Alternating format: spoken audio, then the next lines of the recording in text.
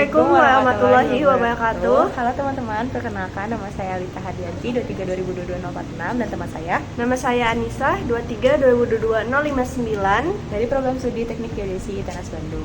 Di sini kita akan memberikan tutorial tentang penggunaan Google Earth Engine untuk pemantauan kapal laut yang berada di sekitar area pelabuhan Tanjung Perak, Surabaya, yang dimana di area sekitaran pelabuhan tersebut dengan menggunakan citra radar sentinel 1A yang mana pemantauan kapal laut ini dapat bermanfaat untuk keilmuan dalam bidang kelautan seperti untuk mengetahui kapal laut yang sedang berlayar atau sedang berlabuh di sekitaran pelabuhan tersebut.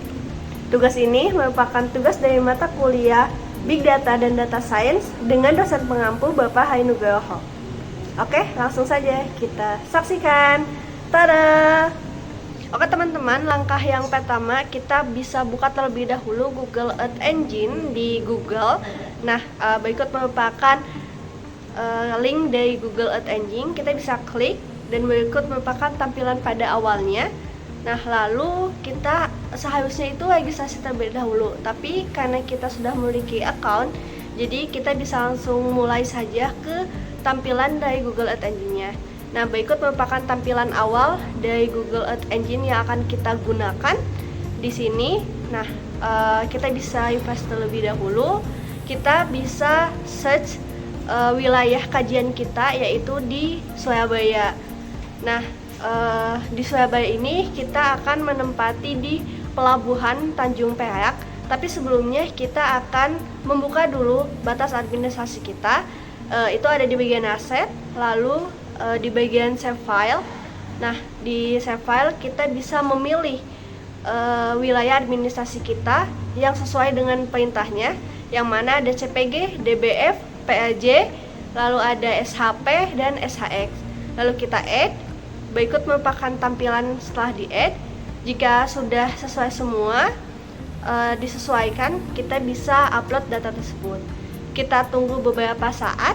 Berikut merupakan tampilan setelah kita add data dari batas administrasinya. Oke teman-teman, kita menunggu sebentar ya.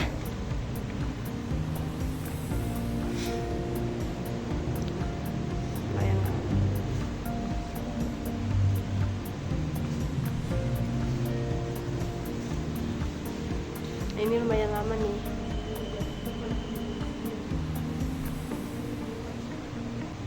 Nah, selanjutnya kita bisa refresh terlebih dahulu untuk mengetahui apakah data kita sudah masuk apa belum. Nah, di sini sudah masuk, sudah ada ya di kota Surabaya. Kita bisa cek juga teman-teman di bagian asset details. Kita tunggu sebentar. Nah, berikut merupakan tampilan dari save file atau batas wilayah administrasi dari kota Surabaya yang telah kita input sebelumnya. Jika sudah aman nih, kita bisa close. Lalu selanjutnya untuk menambahkan ROI di bagian data yang akan kita tambahkan, yaitu di sekitar pelabuhan Tanjung Perak, Surabaya, kita bisa menambahkan add marker. Nah, selanjutnya setelah kita cek, kita akan menginput atau memunculkan batas administrasi yang sudah kita input sebelumnya. Nah, caranya di bagian script ini kita akan memasukkan codingannya, yaitu kita bisa map.addLayer, lalu di dalam kurung kita masukkan wilayah kajian kita, yaitu di Surabaya. Jadi di bagian tabel ini kita ganti terlebih dahulu ke data yang sebelumnya kita masukkan, yaitu Surabaya. Lalu di bagian map at layer kita tambahkan Surabaya juga. Nah, jika sudah, kita langsung hand aja untuk memunculkan wilayah administrasi dari kota Surabaya. Nah, berikut ini merupakan wilayah administrasi dari kota Surabaya. Bisa dilihat oleh teman-teman semuanya. Ini merupakan wilayah dari pelabuhan yang akan kita tampilkan, yaitu di Tanjung Perak.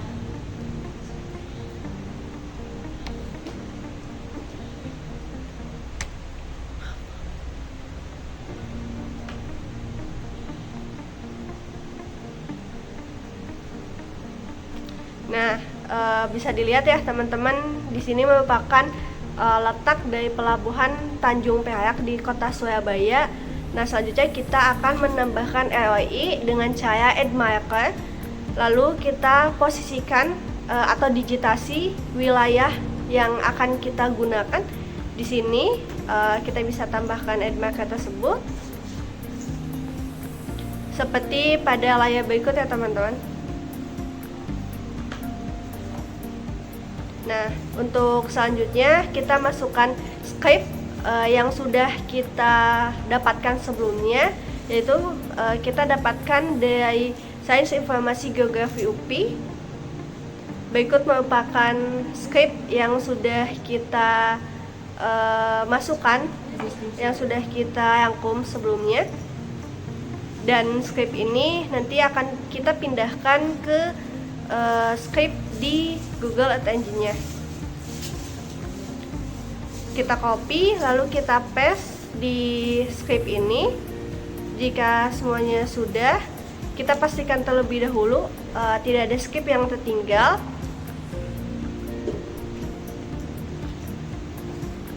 Nah, pada geometri ini karena tadi sudah kita marker, jadi kita masukkan ROI sesuai dengan yang sudah kita marker.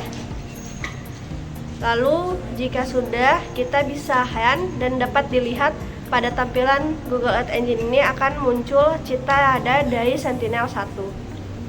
Nah, ini lumayan ada prosesnya loading. Jadi teman-teman bisa dilihat ini merupakan tampilan dari citra radar Sentinel-1 yang telah kita input di Google Earth Engine. Teman-teman bisa lihat berikut merupakan citranya.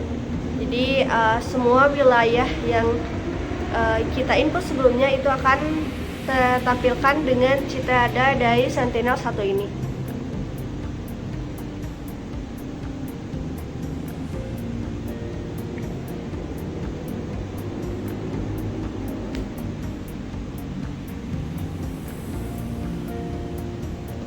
Kemudian pada kode editor ini juga tertulis bahwa di sini kita akan melakukan filtrasi citra VV dari descending track, di mana descending track ini melakukan perekaman dari kutub selatan ke kutub utara dan sebaliknya dari kutub utara ke kutub selatan.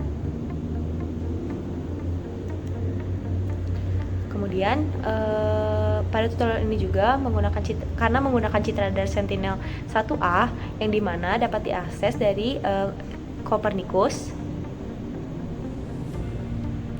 dan kemudian memakai instrumen IW atau biasa disebut dengan sensor mode W, dan di sini juga menggunakan transmitter receiver polarization VV yang kemudian orbit properties space descending.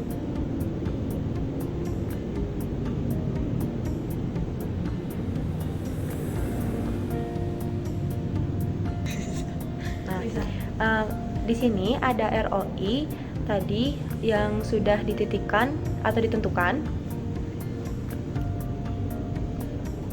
Kemudian di sini juga ada filter citra VH dari descending track yang tadi. Karena di sini saya menggunakan polarisasi VV, maka untuk polarisasi VH-nya dilewat saja. Namun jika akan menggunakan polarisasi VH pada kode editor, bisa disesuaikan dengan polarisasi seperti VV. Kemudian dilanjutkan ke ROI di sini sesuai dengan ROI yang telah ditentukan. Kemudian pada tampilan citra VV di sini diatur untuk minimum dan maksimumnya. Bisa dilihat di sini kita pakai ROI-nya 13. Nah, di sini ada ROI tadi yang sudah dititikkan atau ditentukan. Kemudian di sini juga ada filter citra VH dari descending track yang tadi. Karena di sini saya menggunakan polarisasi VV, maka untuk polarisasi VH-nya dilewat saja. Namun jika akan menggunakan polarisasi VH pada kode editor, bisa disesuaikan dengan polarisasi seperti VV. Kemudian dilanjutkan ke ROI di sini sesuai dengan ROI yang telah ditentukan. Kemudian pada tampilan citra VV di sini diatur untuk minimum dan maksimumnya. Bisa dilihat di sini kita pakai ROI-nya 13. Nah, di sini ada ROI tadi yang sudah dititikkan atau ditentukan. Kemudian di sini juga ada filter citra VH dari descending track yang tadi. Karena di sini saya menggunakan polarisasi VV,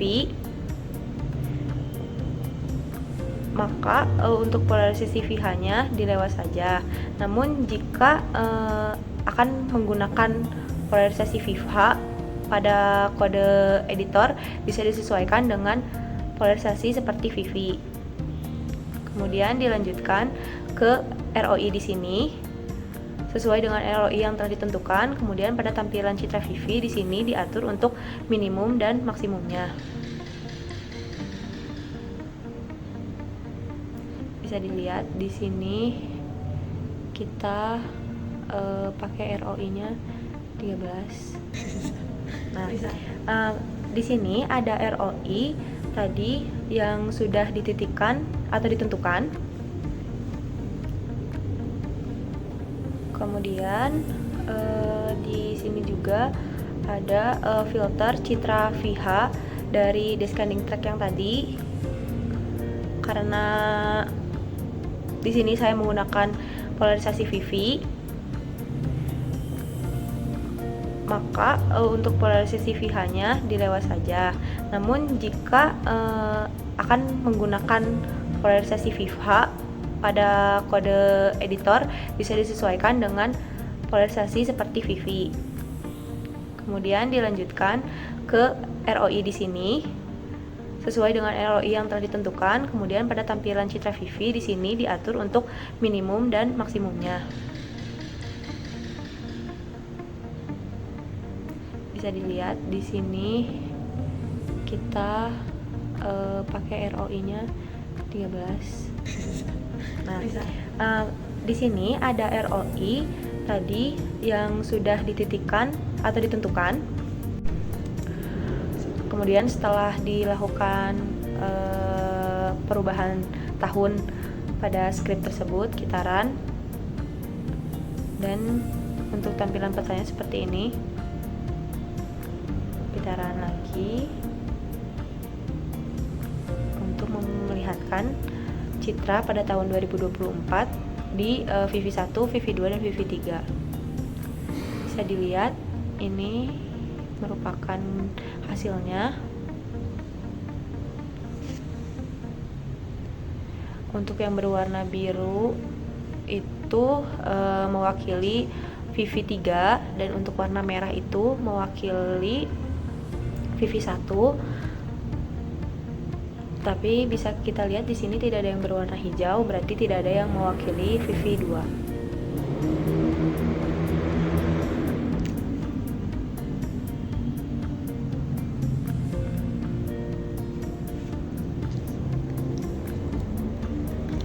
Nah, ini merupakan tampilannya yang telah kita lakukan percobaan menggunakan skrip tersebut. Terdapat banyak sekali kapal yang berlalu lalang pada tanggal dan tahun yang kita masukkan.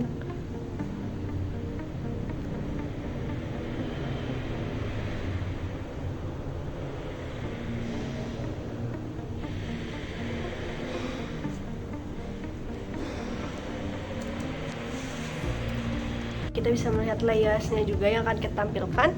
Lalu selain itu kita bisa mengganti juga waktu dari mulai tahun, bulan, dan tanggal sesuai dengan percobaan kita.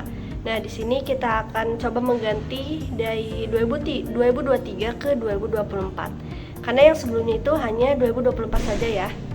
Nah, kita coba ganti terlebih dahulu di tahun 2023 ke 2024. Kita layan lagi, dan berikut ini merupakan tampilan CITA Sentinel A1 dari tahun 2023 ke 2024. Nah, bisa dilihat ya teman-teman, kita sudah muncul nih untuk tampilannya.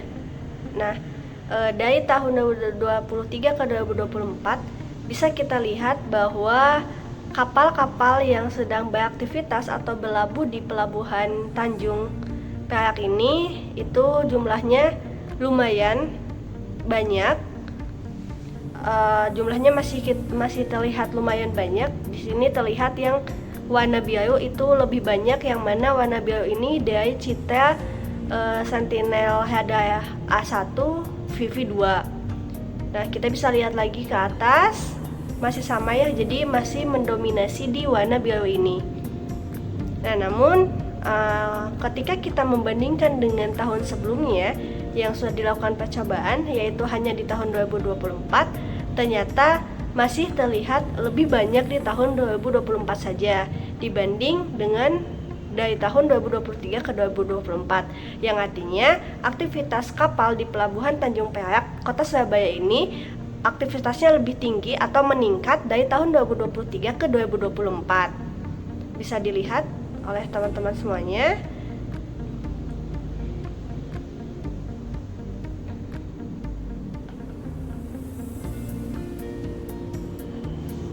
Nah, untuk selanjutnya kita bisa save file dari project kita, klik save yang tadi, lalu kita bisa masukkan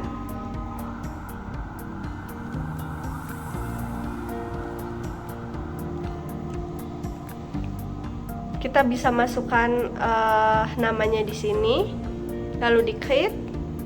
Selanjutnya akan masukkan juga file namanya yang akan kita simpan di save file ini. Lalu jika sudah berhasil kita save, dan berikut merupakan project yang telah kita save dari penggunaan Google Earth Engine pada aktivitas kapal dengan menggunakan CITA Sentinel A1.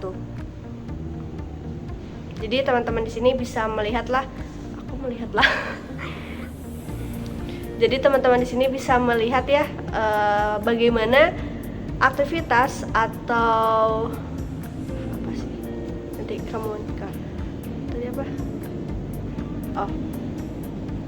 Jadi teman-teman di sini bisa melihat pemantauan kapal di Google Earth Engine ini. Sok tak kamu tak? Oke, setelah kita melakukan kajian menggunakan Google Earth Engine untuk pemantauan kapal laut yang berada di Pelabuhan Tanjung Perak, mungkin bisa dicoba tutorialnya, dan mungkin segitu saja dari kami yang bisa disampaikan mengenai tutorial pemantauan kapal laut di area Pelabuhan Tanjung Perak menggunakan Google Earth Engine.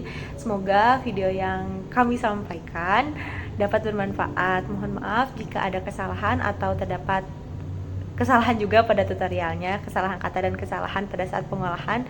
Kami mohon maaf sebesar-besarnya. Terima kasih. Wassalamualaikum warahmatullahi wabarakatuh. Selamat mencoba teman-teman.